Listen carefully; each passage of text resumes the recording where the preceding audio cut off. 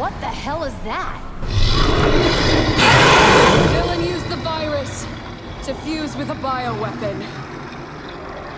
Looks like we're dealing with this first. Let's do it. Yeah.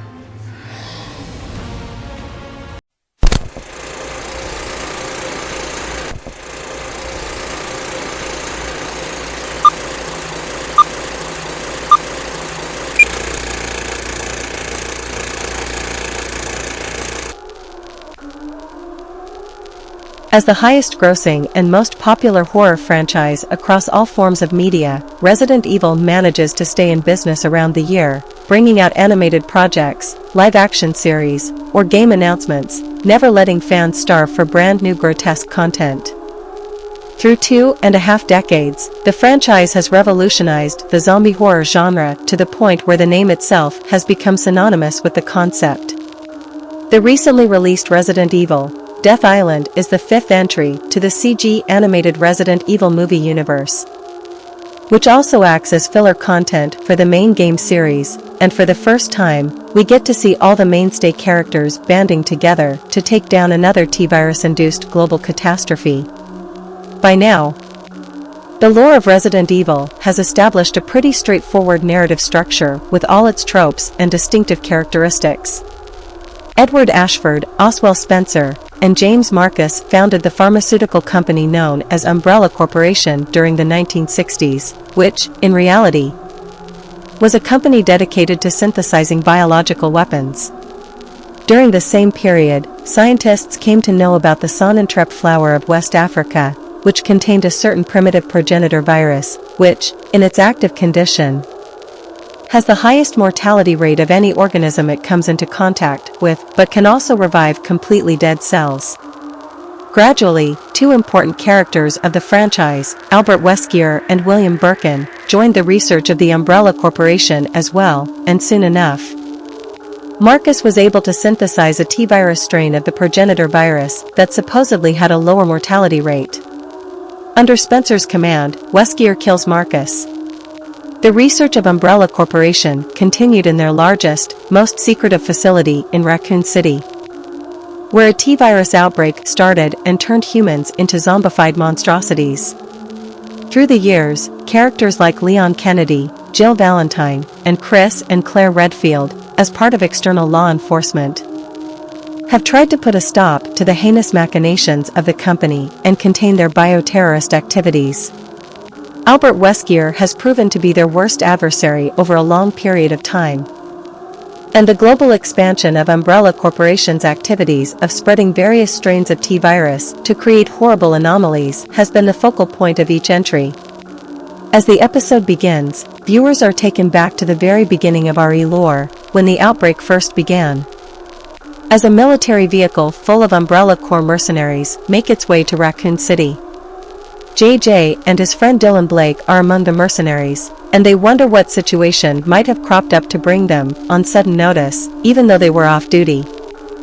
They are updated about the mission by their superior officer. The city itself is in complete lockdown, and their job is to securely evacuate the Umbrella Corps executives and government officials only. No civilians are to be allowed out of the city at any cost. After a while, most of the mercenaries retreat to a facility where almost all of them, save Dylan and JJ, are seen to be bitten and infected by a violent, unhinged mob. On the comms, the superiors give the order to terminate anyone who has been bitten, a command that shocks both JJ and Dylan. Despite a mentally traumatized Dylan constantly pleading to his friend not to open fire on their colleagues, JJ carries out the order but gets bitten in the process himself. As the command reminds him to carry out his mission, a distraught Dylan takes it upon himself to kill his friend. As after the brief struggle, in an almost catatonic state, he violently bashes JJ's skull to death. To protect the warmongers and profiteers, Dylan had to murder his friend, an event that understandably scarred him for life. The scene shifts to 2015. where now a member of the Department of Security Operations, Leon Kennedy, is searching for Dr. Antonio Taylor, a leading scientist in robotics engineering who is accused of leaking confidential information to rival nations and has been abducted by an unknown bunch of militants. Revving up his bike, Leon chases the van carrying Dr. Taylor through the highways of San Francisco, but faces adversity when a female biker topples his ride, letting the abductors escape.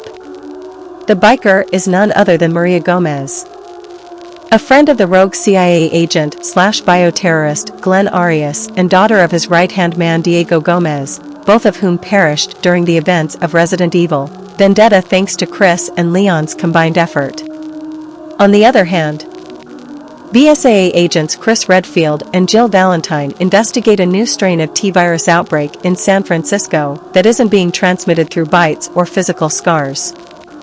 Jill is still traumatized by the memories of the period when she tried to kill her former partner Chris after being brainwashed by Wesker, Resident Evil 5 reference, and is pushing herself hard in order to make amends for her past actions.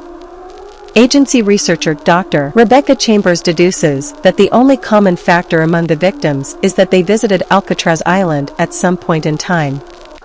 We also meet Chris' sister, Claire Redfield, another OG character of the franchise, now a member of an NGO named TerraSave, which is trying to mend the harms caused by bioterrorism by investigating repeated instances of orca deaths caused by vicious bite marks, which seems to also be stemming from the area surrounding Alcatraz Island. Claire shares her observations with Chris and Jill, and the trio decides to visit Alcatraz Island while Rebecca stays behind to synthesize a cure. As soon as Jill, Chris, and Claire arrive at Alcatraz, they witness a rapidly spreading viral outbreak taking place. The trickiest part is that the infection is spreading without even physical contact of any sort and is selective as it doesn't affect the investigator trio. It is revealed that the aforementioned mercenary, Dylan Blake, who later became a close acquaintance of Arias and is now assisted by Maria, is the abductor of Dr. Taylor. Using Taylor's expertise, Dylan is scheming to launch a selective infection on a global scale, which is his form of revenge on the responsible authorities and people with power, whose callousness resulted in him taking his friend's life. Soon the entire bunch of tourists and prison guards on the island turn into zombified humanoids. Somehow the trio manages to take them down, but in the process, Jill gets separated from Chris and Claire. Taylor managed to escape Dylan and hide, using the chaotic outbreak as an opportunity. In the underground tunnels of the prison, Jill is reunited with Leon, whose mission to retrieve Dr. Taylor has brought him to Alcatraz as well. The duo kills a bunch of zombies and lickers, an advanced stage of T-virus infection, and comes across a secret facility that showcases the blueprint of a plan to spread the infection worldwide using mosquito-like biodrones. Meanwhile, Chris and Claire rescue Dr. Taylor, who hides his identity from them, but all three get captured as Dylan uses his bio-drones to knock them out. Before Jill and Leon can destroy the research, they are informed about their friend's status by Dylan and forced to regroup with them. Jill and Leon find Chris, Claire, and Dr. Taylor captured in holding cells in the main section of the prison, where Dylan introduces himself to the group, acknowledging the entire catastrophe as his handiwork. Dylan blames the operatives for protecting the rich and powerful, while the truly helpless ones fall victim to their schemes and seeks to formulate an exemplary punishment for them by injecting all of them except Jill with a slowed-down version of the T-virus strain. Dylan orders her to kill an infected Claire, who is in the same holding cell as the uninfected Dr. Taylor, but as she refuses to follow his command, he shoots Taylor by himself. Leon creates a distraction by detonating a flashbang, which allows Jill to escape. Certain about the deaths of the operatives, Dylan and Maria proceed to launch the final stage of his operation and leave the area. In the meantime, Rebecca, who has managed to synthesize the cure, arrives on the island with a SWAT team. But she remains the only survivor when a T-virus strain mutated shark monstrosity devours the entire team in front of the jetty. Even in the face of the greatest odds, Chris, Claire, and Leon stay optimistic about their success and determined about their motive of saving the world instead of the easier, nihilistic approach sought out by Dylan. moved by their positive, altruistic motive and apologetic doctor. Taylor seeks to somewhat redeem himself before his death by giving Claire a security bypass to the biodrone network, which can control and stop them entirely. Wishing the team the best in their endeavor, Dr. Taylor breathes his last. Jill meets with Rebecca and sends her to the holding cells to help their friends by injecting them with the cure. Dylan launches the biodrones across the world, injects himself with a T-virus strain, and fuses with the shark monster to create a mutated giant monstrosity. Leon faces Maria in close combat that ends with Maria getting impaled by mechanical protrusions. The entire team congregates in the docking bay where the monstrous Shark-Dylan Blake hybrid has emerged from the seas, and a prolonged battle ensues. Using the security bypass given by Dr. Taylor, Rebecca and Claire control the drones and use them to overload the monstrosity's system with viral input, which slows it down. Finally, using a rocket launcher, plasma rifle, and other armaments, Jill, Leon, and Chris kill the monstrosity once and for all. The next day, as the rescue helicopters arrive, the group rejoices in yet another success in preventing global catastrophe, knowing full well that they will face such threats in the future in other unexpected forms. Jill has managed to lower her burden of guilt after valiantly saving her friends and the world in the process, and she is ready to take on as many menacing adversaries that may come their way. So that's Resident Evil, Death Island ending explained. I hope you like this video, and please subscribe this channel. See you in another video. Bye.